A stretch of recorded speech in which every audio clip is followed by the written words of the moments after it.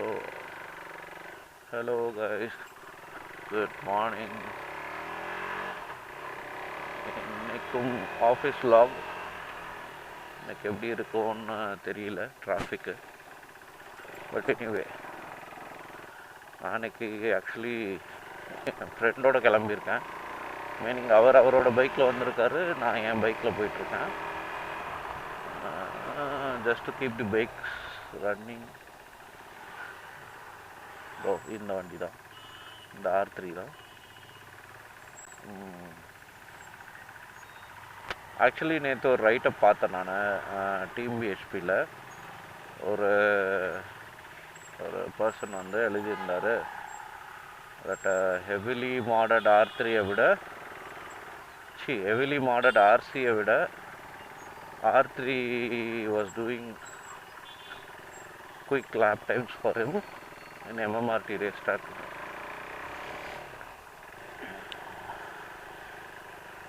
அதாவது base R3, stock R3, heavily modded RC390, meaning Powertronics, அப்புறம் YSS suspension, பாடி work எல்லாம் பண்ணி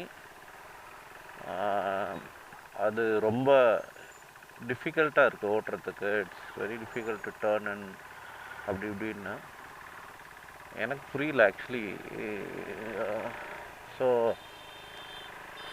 நான் என் ஃப்ரெண்டுக்கு அனுப்பிச்சு கேட்டேன், இது எப்படி, இது வந்து because RC390 itself is very light than an R3 and அது போக power to weight ratio, power, in terms of delivery எல்லாமே, பவர் டெலிவரி எல்லாமே வந்து R3யோட on paper better.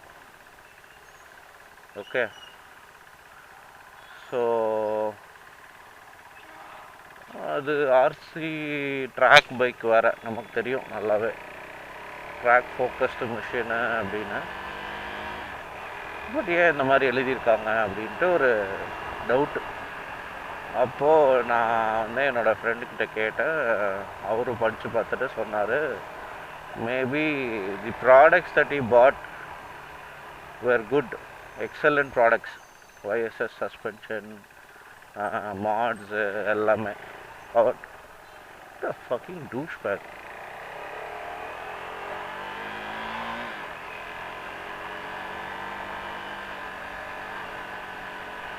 Sorry for the profane words, but காலங்காத்தாலே கடுப்பேற்றுறாங்க.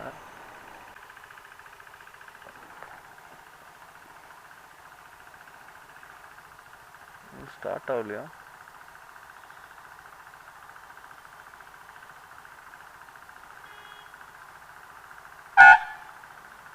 இன்னும் தள்ளி விட்டு ஸ்டார்ட் பண்ணிட்டு வரோம். என்னாச்சு என்னாச்சு?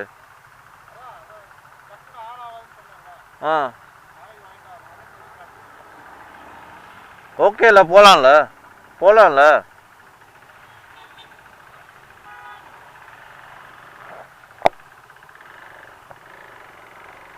அவனோட வண்டியில் வந்து ஆக்சுவலாக ஏதோ ப்ராப்ளம் இருக்குது போல். லாஸ்ட் டைம் நான் ஆக்சுவலாக ஒரு ட்ரிப்புக்கு வந்து என்னோடய பைக்கை வந்து ஃபுல்லாக சர்வீஸ் பண்ணி ரெடி பண்ண முடியல. அப்போது தலைவர் தான் வந்து he was very kind. Okay மச்சி, என் பைக்கை நான் எடுத்துகிட்டு போ அப்படின்னாரு. அதனால் அவரோட பைக்கு தான் எடுத்துகிட்டு போயிருந்தேன் நான். பட் என்ன ஆகிடுச்சுன்னா, நாங்கள் 2 பேருமே வந்து போஸ்ட் கோவிட் பெருசாக ஓட்டலை வண்டியை. அதுக்கப்புறம் பெங்களூருக்கு வர மூவ் ஆகி வந்ததப்போ சரியாக ஓட்டவே முடியல. ஸோ ஆப்வியஸ் ரீசன்ஸ்னால பேட்ரி போயிடுச்சா என்னன்னு தெரியல. மிட் ட்ரிப்பில் வந்து நான் இங்கேருந்து சேலம் போயிட்டேன். அங்கே போனதுக்கப்புறம் என் ஃப்ரெண்ட்ஸ் எல்லாம் மீட் பண்ணி, சரி ஓகே கிளம்பலாம், will continue on the trip அப்படின்னு கிளம்புனோடனே மொத்தமாக போயிடுச்சு. ஒரு டெல்டேல் எதுவுமே இல்லை. கீ போட்டு திருப்புனா ஒரு சைனும் இல்லை, ஒன்றுமே இல்லை, சுத்த டெட்டு. அங்கே ஒரு 2 hours வந்து வெயிட் பண்ணி, அப்புறம் லோக்கல்லேருந்து ஒரு ஸ்பேர் பேட்ரி வாங்க வச்சு அதை கொண்டு வந்து மாட்டி அப்புறம் தான் கிளம்பி அந்த ட்ரிப்பை முடித்தோம். இது வந்து எங்கன்னா காந்தலூர் ட்ரிப்பு. ஸோ அந்த ட்ரிப் எல்லாமே எனக்கு கொஞ்சம் திகிலாக தான் இருந்தது. என்னடா இது புது பேட்ரி வாங்கியிருக்கோம், ஆனால் சார்ஜ் ஆகுதா இல்லையா அப்படின்ற ஒரு டவுட் இருந்துகிட்டே இருந்தது. பார்த்தா இப்போது அவனுக்கு அதே இஷ்யூஸ் இருக்கும் போல். இன்னும் சார்ஜிங் காயில் வந்து ஃபுல்லி ஃபங்க்ஷனலாக ஹெல்த்தியாக இல்லை போல்.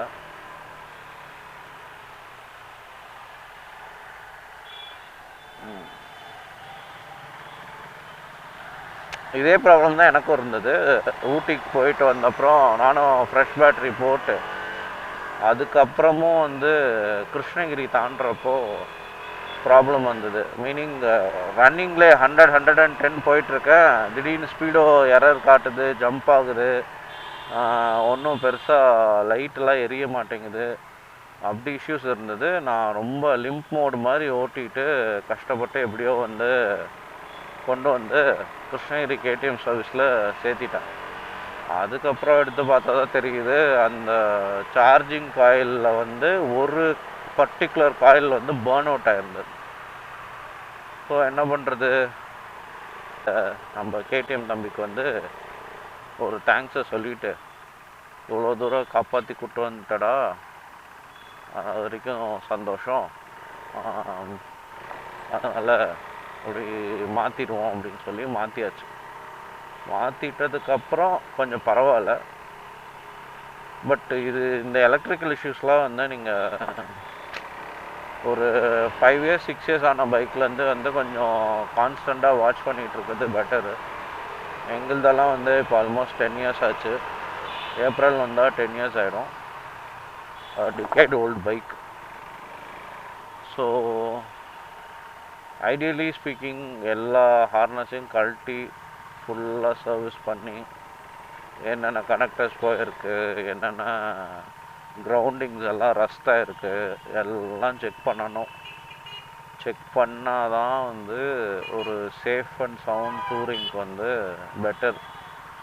பட்டு இன்றைக்கி நிலமைக்கு வந்து அந்த மாதிரி பொறுமையாக உட்காந்து பார்க்குற மெக்கானிக்ஸ் இருக்காங்களான்னு கேட்டால் டவுட்ஃபுல் தான். அவங்களோட ஒரே நோக்கம் என்னவாக இருக்குன்னா, சேல்ஸ் பில் எவ்வளோ வருது, ஜஸ்ட்டு ரிப்ளேஸ் பண்ணிடுங்க சார், எதுக்கு சார் சர்வீஸ் பண்ணுறீங்க, முடிஞ்சால் ரீப்ளேஸ் பண்ணிடுங்க. அப்படியே மொத்த ஹார்னஸ் கிட்டாக இருந்தாலும் சரி, எதுவாக இருந்தாலும் ரிப்ளேஸ் தான், நோ ரிப்பேர். ஒரே ஒரு ஃபியூஸ் போயிருந்தா கூட உங்களால் அந்த இஷ்யூவை சார்ட் அவுட் பண்ண முடியல சரியா அப்படின்னா, ஃபியூஸ் வந்து 10 ரூபா ஐட்டம். அதை சார்ட் அவுட் பண்ணுறத விட்டுட்டு நீங்கள் மொத்தம் 14,000 ரூபாய்க்கு ஹார்னஸ் வாங்கி அதை ஒர்க் பண்ணி மினிமம் ஒரு 20,000 ஸ்பெண்ட் பண்ணி திருப்பி அந்த ஃபியூஸை சரியாக கவனிக்கலன்னா திருப்பி அதே இஷ்யூ தான் வரும். இதை புரிஞ்சிக்க மாட்டுறாங்க. எங்கே இஷ்யூ இருக்கோ அதை ஃபிக்ஸ் பண்ண ட்ரை பண்ண மாட்டுறாங்க, மொத்தமாக ரிப்ளேஸ் பண்ணி விட்டுறாங்க. இதே ப்ராப்ளம் தான் எனக்கு ஏபிஎஸ் அப்பயும் சொன்னாங்க.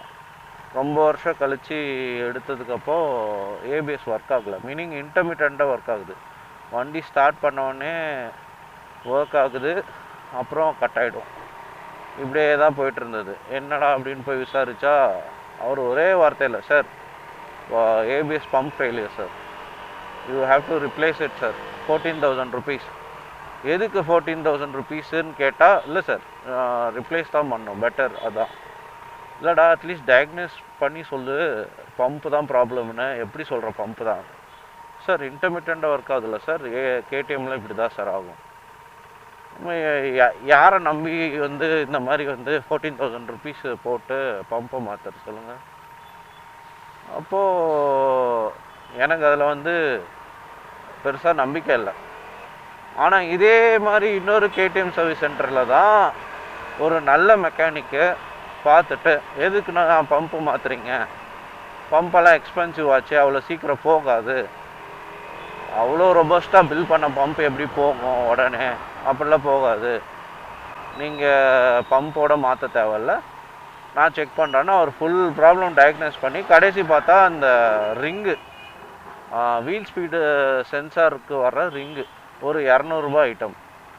அந்த ஐட்டத்தை ரிப்ளேஸ் பண்ணார், ப்ராப்ளம் சால்வ். 200 எங்கே இருக்குது, 14,000 ருபீஸ் எங்கே இருக்குது? ஏதோ எங்களுக்கு கொஞ்சம் இன்ஜினியரிங்கு, மெக்கானிக்கல் இன்ஜினியரிங்லாம் கொஞ்சம் ஐடியா இருக்கிறதுனால தப்பிச்சோம். இல்லைன்னா நாம தான் பெருசாக. இப்போது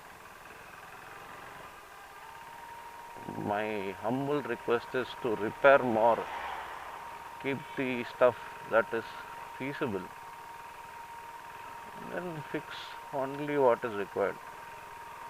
இங்கே பார்த்தீங்களா 2 பேர், இவங்க 2 பேருமே என்னோடய கொலீக்ஸ் தான். கரெக்டாக லாக் பண்ணுறப்ப மாட்டிக்கிறாங்க, என்னென்னு பிரச்சனைன்னு தெரியல. சரி, எனிவேஸ் நம்ம வந்து ஆஃபீஸ் வந்தாச்சு, வண்டி விட்டுட்டு சாப்பிட வரும். Okay, bye.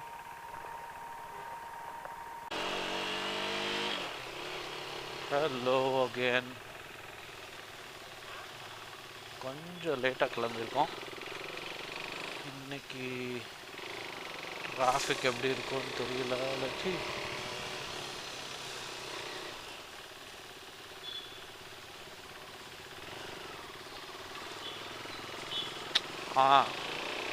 Actually over the வீக்கில் வந்து நம்ம வந்து கோன் செட் மாற்றுறோம்.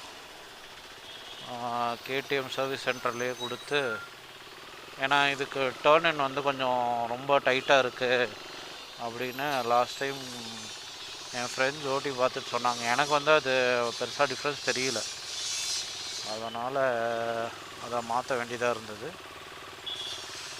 மாற்றியாச்சு. பட் தி நேச்சுரல் ப்ராப்ளம் என்னென்னா, பிஞ்ச் போல்ட்டை ரொம்ப டைட்டாக வச்சுருந்தாங்க. ஸோ ஃப்ரண்ட் வீல் வந்து சுத்தாமல் அப்படியே ஸ்டேஷ்னரியாக இருந்த மாதிரியே இருந்தது. அப்புறம் அதை லூஸ் பண்ணி ஒரு 2 தடவை ஃப்ரண்ட் அண்ட் பேக் போய் பம்ப் பண்ண அப்புறம் கொஞ்சம் பெட்டராக இருக்குது. ஸ்டில் எனக்கு பிரேக் கேலிப்பர் மேலே நம்பிக்கை இல்லை. மீனிங் அது வந்து எக்ஸாக்ட் பொசிஷனில் ஃபைன் டியூன்டாக இருக்கான்னு தெரியல. பட் இப்போ கொஞ்சம் பரவாயில்ல. அதுக்கப்புறம் ஒரு ரவுண்டு போயிட்டு வந்தேன் நான், கொஞ்சம் பெட்டராக செட்டில் ஆன மாதிரி ஒரு ஃபீலிங் இருக்குது. தெரில, பார்க்கணும். இந்த மாதிரி சின்ன சின்ன மேட்டர்ஸில் கூட வந்து சர்வீஸ் சென்டர்ஸில் ஃபோக்கஸ் பண்ண மாட்றாங்க. அவங்கள பொறுத்த வரைக்கும் ஜாப் ஷீட் ஓப்பன், ஒர்க் பண்ணிவிட்டு ஜாப் ஷீட் க்ளோஸ் பண்ணாமா போனோமான்னு இருக்காங்க. இந்த போல்ட்டுக்கு இவ்வளோ தான் டார்க் வைக்கணும், இதுதான் கரெக்டான டார்க் வேல்யூ, அந்த மாதிரிலாம் எதுவும் பார்த்து பண்ணுறதில்ல. பெஸ்ட்டு வந்து நம்மளே கழட்டி நம்மளே மாட்டுறது தான் போல். அந்த அளவுக்கு எனக்கு வந்து இன்னும் கான்ஃபிடென்ஸ் வரலை. ஏன்னா என்னால் கழட்டிட முடியும், திருப்பி மாட்ட தான் முடியாது, அதுதான் ப்ராப்ளமு. அதுக்கான ரைட் செட் ஆஃப் டூல்ஸ் இல்லை, மேனுவல் வேணும். அதே மாதிரி 2வது கொஞ்சம் ஜென்ரல் ஐடியா இருக்கணும். ஓகே, இது பண்ணலாம், இது பண்ணக்கூடாது. ஏன்னா இது தான் இருக்குது, நம்மக்கிட்ட இருக்கிற ஒரே வண்டி இது ஒன்று தான். ஸோ இதில் வந்து அந்த ரிஸ்க் எடுக்கணுமா வேணாமா, இதை நம்பி தான் நம்ம வந்து லாங் ட்ரிப்பெலாம் வர போகிறோம். ஸோ நம்ம எங்கேயாவது ஒரு இடத்துல ஏதாவது ஒன்று மிஸ்அப் பண்ணியிருப்போம். இந்த மாதிரி வண்டியெலாம் வந்து கொஞ்சம் சென்சிட்டிவும் கூட. இதெல்லாம் வந்து ஜாப்பனீஸ் அளவுக்கு ரிலையபிள்னு சொல்ல முடியாது, கொஞ்சம் சென்சிட்டிவான ஐட்டம்ஸ் வேறு. ஸோ இப்போது ஒரு போல்ட் வந்து ஆஃப் டார்க்கு கொஞ்சம் லூஸாக இருந்திருந்தா, இல்லை வந்து மேனுவல் படி இல்லாமல் உங்கள் இஷ்டத்துக்கு நீங்கள் டார்க் வச்சுருந்தா, ஃபைனலாக எங்கேயாச்சும் ஒரு இடத்துல வைப்ரேட் ஆகிட்டே இருக்கப்போ கலண்டுரும். அது கிரவுண்டிங்காக இருந்துச்சுன்னா மொத்தமாக அவுட்டு. என்ன இஷ்யூனாலும் நிற்கிறீங்க ரோட் சைடுன்னே தெரியாது, எங்கே நிற்பீங்கன்னு தெரியாது. ஸோ இந்த மாதிரி பிரச்சனைலாம் இருக்குது. இதில் என்ன இன்னொரு பெரிய ப்ராப்ளம்னா, இதே சுச்சுவேஷன்னா under skilled workers in KTM workshop அந்த ஒர்க்கை பண்ணியிருந்தாலும் இதே இஷ்யூ வர்றதுக்கான வாய்ப்புகள் 100% உண்டு. ஸோ இந்த மாதிரி நிறைய இஷ்யூஸ் இருக்குது. And especially for a bike that is 10 years old, coming April. Best வந்து எல்லா பார்ட்டையும் கழட்டி, எல்லா புஷ்ஷிங்ஸு, எல்லா ரப்பர் பேரிங்ஸு, பேரிங்கு, போல்ட்டு எல்லாத்தையும் கழட்டி ஃபுல்லாக வந்து வாஷ் பண்ணி க்ரீஸ் பண்ணி, எங்கே ஆயில் போடணுமோ அங்கே ஆயில் போட்டு ரஸ்டெல்லாம் ப்ரிவெண்ட் பண்ணி திருப்பி எல்லாத்தையும் அசம்பிள் பண்ணி. இதில் எத்தனை பார்ட்ஸ் மிஸ்ஸிங்காக போயிருக்குன்னு மட்டும் தெரியல எனக்கு. ஹார்ட்வேரில் நிறைய போல்ட் மிஸ்ஸிங். ஃபார் எக்ஸாம்பிள் இதை அவங்க வந்து மாட்டவே இல்லை, அப்படியே விட்டுட்டாங்க. ஃபேரிங்கில் வேறு எங்கேயாச்சும் மிஸ்ஸிங் போல்ட்டை வந்து மாட்டாமல் விட்டாங்களா, இல்லை இதுதான் அவங்களோட ஒர்க்மேன்ஷிப்பா என்னன்னு தெரியல. இல்லை மாட்டி அது கழுண்டுருச்சா, இல்லை டார்க் வைக்கலையா, என்ன ப்ராப்ளம்னு தெரியல. அப்புறம் நம்ம வந்து இந்த குரூப்ஸ் வாங்கினோம். ரூட் 95 அப்படின்ற ஒரு வெப்சைட்டில் இருந்து இந்த கம்ஃபர்ட் குரூப்ஸ் வாங்கியிருக்கோம். பேசிக்கலி இந்த வண்டி வந்து உங்களுக்கே நல்லா தெரியும். It's single cylinder 373cc heavily vibrating engine. அதுவும் வந்து BS3.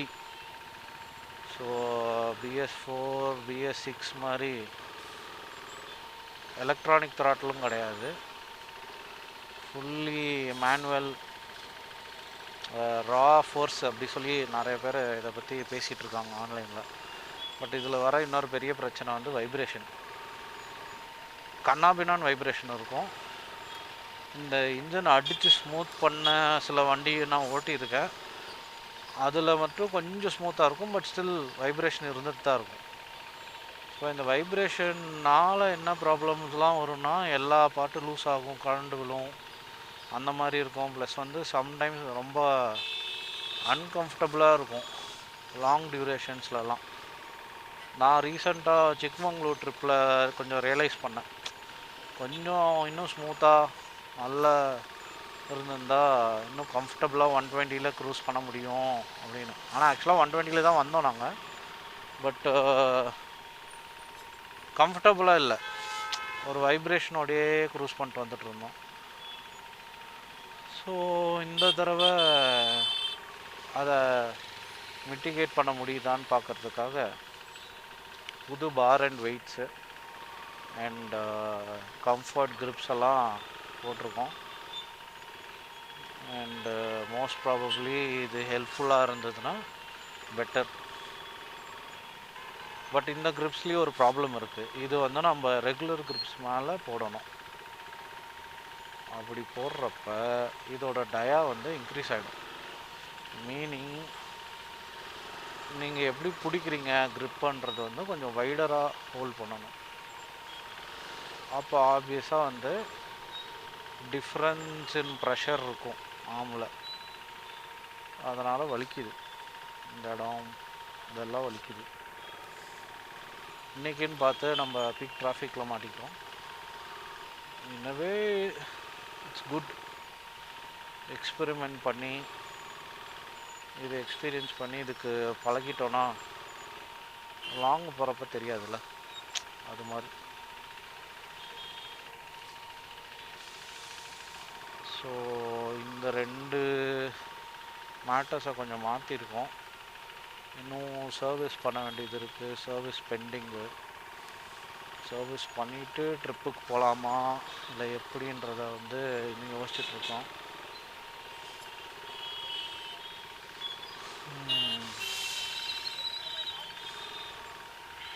சர்வீஸ்னால் general service. So general service முடிச்சுட்டு இன்னும் கொஞ்சம் இன்ஜின் வந்து ஸ்மூத்தர் ஆகுன்றது நான் எதிர்பார்க்குறேன். ஆனால் தெரியல என்ன ஆகும்னு தெரியல, என்ன நடக்கும். அதே மாதிரி மெயின்லி நாங்கள் வந்து இப்போ எதுக்காக இதை ரொம்ப இன்சிஸ்ட் பண்ணுறேன்னா, எம்ஃபசைஸ் பண்ணுறேன்னா, நாங்கள் வந்து ஒரு லாங் ட்ரிப் போகிறோம். மார்ச் மாதத்தில் எங்களோட ஃபேவரட் டெஸ்டினேஷனான வால்பாறைக்கு மறுபடியும் ஒரு ட்ரிப்பு போகிறோம். இது வந்து ஆல்மோஸ்ட் எனக்கு தெரிஞ்சு ஒரு 9th or 10th டைம் நான் வால்பாறை போகிறது. இதில் இன்னொரு ஹைலைட் என்னென்னா, டிசம்பரில் தான் நான் என் ஃபேமிலியை கூட்டிகிட்டு காரில் போயிருந்தேன் வால்பாறைக்கு. ஸோ அப்போவே வந்து எனக்கு மைண்டில் ஓட ஆரம்பிச்சிருச்சு, சே காரில் வரதுக்கு பதிலாக பைக்கில் வந்திருந்தா எவ்வளோ என்ஜாயபுளாக இருந்திருக்கும், எவ்வளோ நல்லா இருக்குது கிளைமேட்டு, எவ்வளோ நல்லா இருக்குது ரோடு, நல்ல பீஸ்ஃபுல்லாக சூப்பராக இருக்குது, அந்த மாதிரிலாம் வந்து நினச்சிட்டு இருந்தேன். By luck or chance or some evil friends அவங்களோட ஆசையினால் இப்போது அது நிறைவேற போகுது அப்படின்னு நினைக்கிறப்போ எனக்கு கொஞ்சம் சந்தோஷமாக இருக்குது. Fingers crossed. ட்ரிப்பு முடிஞ்ச அப்புறம் தான் எல்லாத்தையும் சந்தோஷமாக எக்ஸ்பிளைன் பண்ண முடியும். ஸோ நெக்ஸ்ட்டு ட்ரிப் வீடியோஸ் வரும், long trip video. RC390 touring எவ்வளோ கஷ்டமான ஒரு விஷயம் அப்படின்றது வந்து கஷ்டம்னு இல்லை, மீனிங் கொஞ்சம் நீங்கள் அதுக்கு பழகிக்கணும். It's not as comfortable as doing it on a Himalayan or let's say naked. Duke அளவுக்கு கூட வந்து கம்ஃபர்டபுள் கிடையாது, நிறைய பிரச்சனை இருக்குது. ஃபர்ஸ்ட் திங் வந்து தி அக்ரெசிவ் பொசிஷன், ரைடிங் பொசிஷன். இது வந்து மலை ஏறுறதுக்கு முன்னாடி வரைக்கும் அது ஒரு ஹெட்டேக். மலை ஏறுறப்போ அதுதான் ஒரு பிளிஸ். ஸோ அந்த ஒரு பிளிஸ்ஸுக்காக தான் வந்து எல்லாத்தையும் என்டியூர் பண்ணிக்கிறோம். எல்லா கஷ்ட நஷ்டங்களையும் எல்லா ப்ராப்ளம்ஸையும் வந்து என்டியூர் பண்ணிக்கிறதுக்கு ரீசன் வந்து அந்த காட் செக்ஷனில் கிடைக்கிற அந்த பிளிஸ், ஒரு ஜாலி ஃபீலிங் அது. ரெண்டாவது மோஸ்ட் இம்பார்ட்டண்ட் ப்ராப்ளம் இந்த வண்டியில் வந்து ஹீட் அண்ட் ரேஞ்சு. ஹீட்டு கூட ஓகே மேனேஜ் பண்ணிக்கலாம். இப்போது நீங்கள் வின்டரில் தான் போகிறீங்க அப்படின்னா ஓரளவுக்கு டீசெண்டான வெதரில் போகிறீங்கன்னா மேனேஜபிளாக இருக்கும் டெம்பரேச்சர்ஸு. இதில் வந்து அந்த பழைய டியூக்கு மாதிரி வந்து கொளுத்துற ஹீட்டு அதெல்லாம் வராது, ஓரளவுக்கு டைரக்டடாக தான் இருக்கும், கொஞ்சம் டீசெண்டாக போகலாம். பட்டு சம்மரில் பீக் சம்மர்லலாம் போனீங்கன்னா ஃபேன் ஓடிக்கிட்டே இருக்கும், செம்ம கடியாக இருக்கும். அதுவும் ஸ்டாப் அண்ட் கோ டிராஃபிக்லலாம் மாட்டிங்கன்னா சத்திங்க ஃபுல் ட்ரிப்பும் வந்து ஹீட்டு தான். அதுலேயே உங்களுக்கு கடுப்பாயிரும். நீங்கள் ஆல்ரெடி வந்து ஃபுல்லி கமிட்டடாக உட்காந்துருப்பீங்க, இதில் இந்த ஹார்ட் சீட்ஸ் வேறு. ஸோ இதெல்லாம் வந்து இப்போ இந்த தடவை வந்து நம்ம கொஞ்சம் மிட்டிகேட் பண்ணியிருக்கோம். எப்படின்னா ஒரு கம்ஃபர்டபுளான ஹேண்டில் பார் ரைசரு அதை போட்டிருக்கோம். அதை வந்து கொஞ்சம் ஒரு 2.3 inches நினைக்கிறேன் கொஞ்சம் மேலே கொண்டு வந்திருக்கு. ஸோ ரைடர் ட்ரையாங்கிள் வந்து கொஞ்சம் ரிலாக்ஸாக இருக்குது. ப்ளஸ்ஸு நான் ஒரு 1 inch சோகால்டு ஜெல் சீட் ஒன்று போட்டேன் இங்கே லோக்கலில். அது ஆக்சுவலி வந்து நம்னஸ் தரல, பட் ரொம்ப ஜாலியாக கம்ஃபர்டபுளாக இருக்கான்னா அப்படி கிடையாது. பட் பழைய ஸ்டாக் சீட்டை வந்து அந்த அளவுக்கு வந்து ரொம்ப வேர்ஸ்ட்டாக இல்லை. ஸோ அது வரைக்கும் ஓகே. அப்புறம் இந்த கம்ஃபர்ட் கிரிப்ஸு, அப்புறம் என்ன மேஜர்லி சஸ்பென்ஷன் வந்து இது ஸ்டாக் சஸ்பென்ஷன் கிடையாது. லைக் லாஸ்ட் டைம் நான் சொன்ன மாதிரி இது வந்து பேசிக்லி டூரிங்க்கு ரொம்ப ஃப்ரெண்ட்லியான சஸ்பென்ஷனு. அதை வந்து நான் லாஸ்ட் டைம் சிக்மங்களூரில் தான் ரொம்ப என்ஜாய் பண்ணேன். நான் அண்டர் ஹார்ட் பிரேக்கிங் கூட வந்து டைவ் ஆகாது. ரெண்டாவது ரியர் வந்து ரொம்ப கம்ஃபர்டபுளான ஒரு செட்டப் பண்ணலாம். நம்ம வந்து ப்ரீலோடு வந்து கொஞ்சம் ரிலாக்ஸ் பண்ணோன்னா பவுன்சி ஆகாது, but at the same time நல்லா அப்சார்பிங்காக இருக்கும். மீனிங் உங்கள் இப்படி இமேஜின் பண்ணி பாருங்களேன், நீங்கள் என் வண்டியை வந்து பின்னாடியிலேருந்து பார்க்குறீங்க, உங்களுக்கு டெயில் லைட் மேலே ஒரு ஃபோக்கஸ் இருக்குதுன்னு வச்சுக்கோங்க. நீங்கள் ஓரளவுக்கு ஃபாஸ்ட் பாட் ஹோல்ஸு கொஞ்சம் அன்டிவுலேஷன்ஸ்லாம் இருக்கிற ரோட்டில் போனால் கூட என்னோடய டெயில் லைட் வந்து அதே பாயிண்டில் தான் இருக்கும். Meaning the tyre and the suspension does all the work. Tyre கூட பெரிய மேட்ரு இல்லை, ஏன்னா டயர் வந்து ஒரு ப்ரீசெட் ப்ரெஷரில் இருக்கும். ஸோ அது அவ்வளோ அப்சர்வ் பண்ணாது, குஷனிங்கும் இருக்காது, ஓரளவுக்கு தான். But the suspension does all the major job of moving up and down, keeping the chassis stable. அது வந்து என்னோடய ஃப்ரெண்ட்ஸ் எல்லாம் நோட்டீஸ் பண்ணிட்டு சொன்னாங்க, என்னப்பா இவ்வளோ பேட்ச் ஒர்க் இருக்கிற ரோட்டில் வந்து அசால்ட்டாக ஓட்டுற, ரொம்ப ஃபாஸ்ட்டாக மூவ் ஆகுற அப்படின்ட்டு. ஸோ அப்போ தான் நானே ரியலைஸ் பண்ணேன், ஓகே நம்ம வந்து எக்ஸ்ட்ரீம் ஸ்பீட்ஸு வந்து மீனிங் அந்த ரோட்டில் வந்து யூஸ்வலாக ஸ்டாப் அண்ட் கோ பண்ணி போக வேண்டிய ரோட்டில் நம்ம வந்து கொஞ்சம் டீசன்ட் ஸ்பீட்ஸு போயிருக்கோம். நல்லா இருந்தது, அந்த ஃபீலிங் நல்லா இருந்தது. ஸோ என்னாலையும் வந்து ஃபீல் பண்ண முடிஞ்சது, ஒரு ஒரு ரியர் சஸ்பென்ஷன் வந்து கொஞ்சம் ப்ளம் மாதிரி அழகாக மூவ் ஆகுது. பட் நம்ம பாடியில் வந்து அதோட மூமெண்ட் தெரியல. ஸோ அந்த மாதிரி ஒரு நல்ல சஸ்பென்ஷன் செட்டப் இருக்கிறதுனால இந்த தடவை டூரிங் ஆல் இன் ஆல் வந்து கொஞ்சம் பெட்டராக இருக்கும்னு நினைக்கிறேன். மெயினாக வால்பாறை போகிறதே வந்து அங்கே இருக்கிற ரோடை என்ஜாய் பண்ணுறதுக்கு தான்.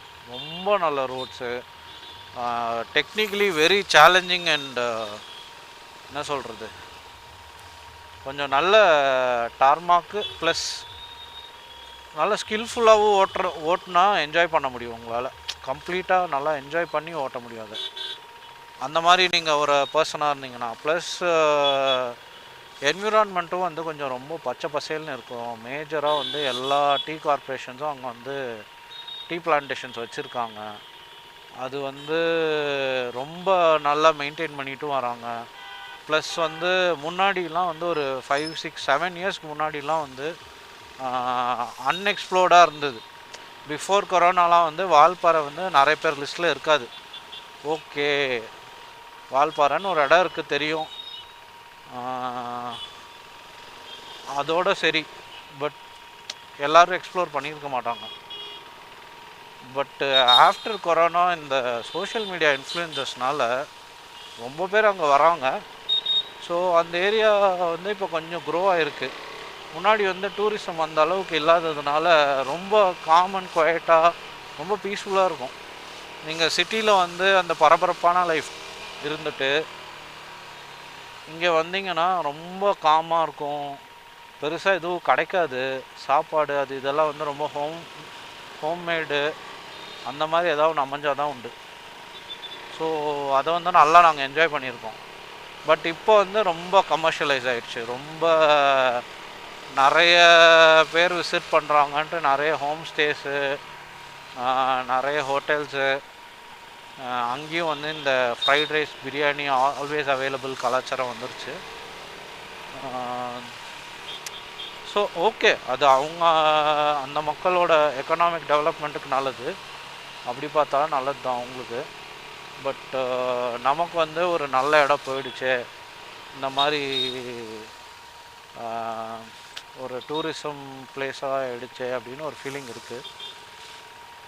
பட் ஓகே, அவங்களுக்கு கிடைக்க வேண்டிய எக்ஸ்போஷரும் அவங்களுக்கு கிடைக்க வேண்டிய எக்கனாமிக் நீட்ஸும் சாட்டிஸ்ஃபை ஆச்சுன்னா நல்லது தானே. அவங்களும் பாவம் புள்ள குட்டிங்களெல்லாம் படிக்க வைக்கணும், இன்ஃப்ளேஷன் வேறு ஜாஸ்தி ஆகிட்டே போகுது, அவங்களுக்கும் செலவுக்கு காசு வேணும், அதெல்லாம் இருக்குது. ஸோ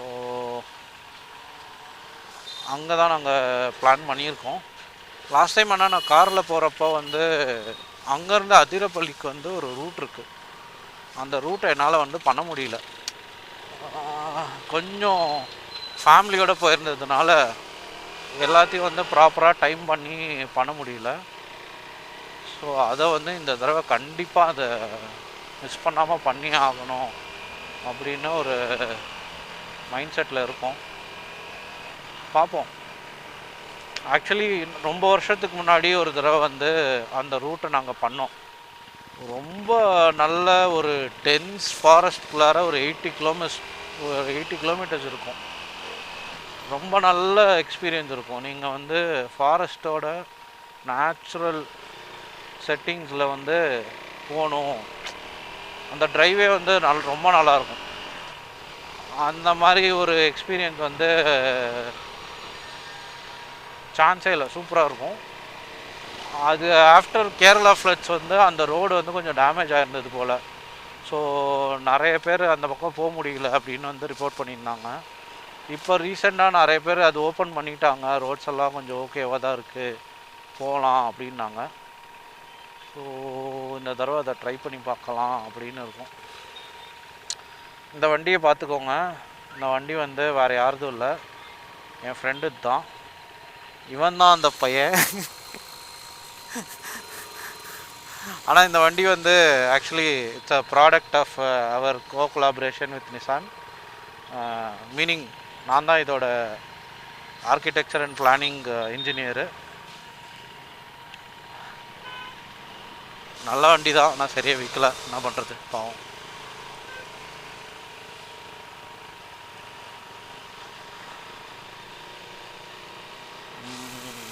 ஆமாம், அந்த லாங் ட்ரிப்புக்கு தான் வந்து நாங்கள் ரொம்ப ஈகர்லி வெயிட்டிங். நல்லபடியாக போயிட்டு வந்தால் கொஞ்சம் திருப்தியாக இருக்கும்.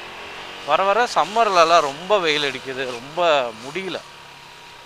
போன தடவை ஏப்ரல் மந்தில் ஊட்டி போயிருந்தோம், ரொம்ப மோசம், ரொம்ப ட்ரையாக, ரொம்ப ஒரு மாதிரி வேஸ்ட்லேண்டு மேலே போன மாதிரி இருந்தது. அந்த மசினகுடியெலாம் எஸ்பெஷலி ஃபாரஸ்ட்டு பாவம், அவங்களே ரொம்ப கஷ்டப்படுறாங்க. அதில் இந்த மாதிரி ரொம்ப ட்ரை ஹீட்டு வேறு. அந்த டைமில் போயிட்டு ரொம்ப கஷ்டப்பட்டோம், பெருசாக என்ஜாயும் பண்ணலை. Roads were too good as usual, but traffic, ஊருப்பட்ட டிராஃபிக்கு செம்ம டென்ஷன் ஆயிடுச்சு எங்களுக்கு. அப்போது டிசைட் பண்ணோம், இனிமேட்டு வந்து ரெகுலர் ஹாலிடேஸ் அப்போ எங்கேயும் போகக்கூடாது, நம்மளாக லீவ் போட்டு கூட போய்க்கலாம். ஆனால் ரெகுலர் ஹாலிடேஸ் அப்போ க்ரௌடு வந்து கண்ணா பின்னான்னு வராங்க, எல்லா பக்கத்துலேருந்தும், எல்லா ஸ்டேட்லேருந்து வேறு இப்போ ரொம்ப ட்ராவல் பண்ணுறாங்க அப்படின்னு. அதுக்கப்புறம் நவம்பரில் போயிட்டு வந்துட்டோம். இப்போது கொஞ்சம் ஏர்லியாக ஃபெப்ரில் பிளான் பண்ணது, பட் அது அப்படியே கொஞ்சம் வேறு ரீசன்ஸ்னால போஸ்ட்போன் ஆகி மார்ச்சுக்கு வந்திருக்கு. ஹோப்ஃபுல்லி நல்லபடியாக ட்ரிப்பை முடிச்சுட்டு ஜாலியாக என்ஜாய் பண்ணிவிட்டு வரலான் இருக்கோம். நான் இந்த ட்ரிப் வந்து கொஞ்சம் ஃபன் ஃபீல்டாக இருக்கும்னு நினைக்கிறேன். ஏன்னா ரொம்ப நாள் கழித்து நாங்கள் எல்லாருமே சேர்ந்து வால்பாறைக்கு போகிறோம், அதனாலேயே வந்து ரொம்ப கொஞ்சம் ஃபன் ஃபீல்டாக இருக்கும்னு நினைக்கிறேன். தெரில, பார்ப்போம், பார்த்து முடிவு பண்ணுவோம்.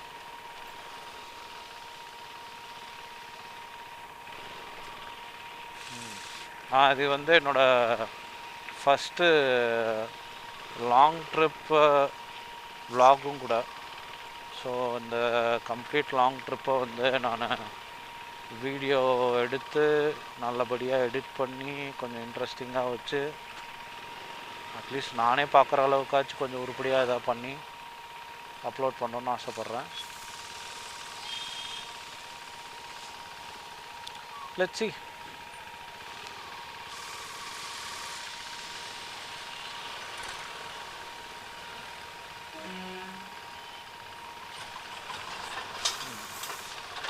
ஃபஸ்ட் ஒரு நல்ல அட்வைஸ் என்னென்னா, சில பேர் நினைப்பாங்க ஓகே ஆர்சியில் எடுத்துகிட்டு டூரிங் போக முடியுமா அப்படிலாம் நினைப்பாங்க. அது வந்து ஒருத்தவங்களோட பர்ஸ்பெக்டிவை பொறுத்து. நான் நேற்று ஒரு வீடியோ பார்த்துட்டு இருந்தேன், ஒருத்தர் சென்னையிலேருந்து கோவா RC 390 போயிருக்காரு. ஏன் நாங்களே கூட போயிருக்கோம் அந்த மாதிரிலாம், RC 390 எடுத்துகிட்டு. அதுவும் வந்து BS3 BS4 அதெல்லாம் எடுத்துகிட்டு போயிருக்கோம். டியூக்லேயும் நான் போயிருக்கேன், டியூக் 200ல், பல்சர் 220Fலேயும் வந்திருக்காங்க. ஸோ எல்லாமே ஃபீஸிபிள் தான். நீங்கள் உங்களோட மைண்டு எப்படி இருக்குது, நீங்கள் வந்து எது பெட்டர், அதே மாதிரி it will take different time. இப்போ ஆர்சியில் வந்து எவ்ரி 150 கிலோமீட்டர்ஸ் வந்து நீங்கள் பெட்ரோல் அடித்தே ஆகணும். ஏன்னா டேங்க் ரொம்ப குட்டி. அதுவும் ஒரு ப்ராக்டிக்கல் லிமிட்டேஷன்ஸு. அந்த மாதிரி ஒரு வண்டிக்கு ஒரு மாதிரி இருக்கும். நம்ம தான் நம்ம வண்டிக்கு ஏற்ற மாதிரி புரிஞ்சுக்கிட்டு பிளான் பண்ணிக்கிட்டு, ஓகே நைட் டைம் வேணாம், நம்ம ஹெட்லைட் ரொம்ப கேவலமாக இருக்குது அப்படின்னா நைட் டைம் அவாய்ட் பண்ணிவிட்டு டே டைமில் மட்டும் ட்ராவல் பண்ணோம். டெஸ்டினேஷன் ரீச் பண்ணுறோம், எப்படி கம்ஃபர்டபுளாக இருக்கும்ன்றது தான் மேட்டர். நான் வந்து 7 ஹவர்ஸில் போயிட்டேன், 8 ஹவர்ஸில் போயிட்டேன், 12 ஹவர்ஸில் போயிட்டேன், அதெல்லாம் மேட்டர் கிடையாது. அதெல்லாம் வந்து ஓகே, ஒரு பாயிண்ட் ஆஃப் டைமில் அது வந்து ஒரு பெரிய மேட்டராக இருந்தது.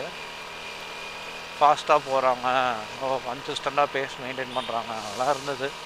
இப்போல்லாம் அதை பற்றிலாம் யாரும் கவலைப்படுறதில்ல. If you are able to afford one more day holiday, one more stay, அப்போது வை வரி ஜாலியாக என்ஜாய் பண்ணுறதுக்கு போகிறத விட்டுட்டு ஃபுல் டயர்டாக ஓட்டி என்ன சாதிக்க போகிறோம். ஸோ பார்ப்போம். நெக்ஸ்ட்டு ப்ராபப்ளி இன்னொரு லாகு, அப்புறம் ஒரு டூரிங் வீடியோ வரும்னு நினைக்கிறேன். பார்ப்போம். Until then, bye.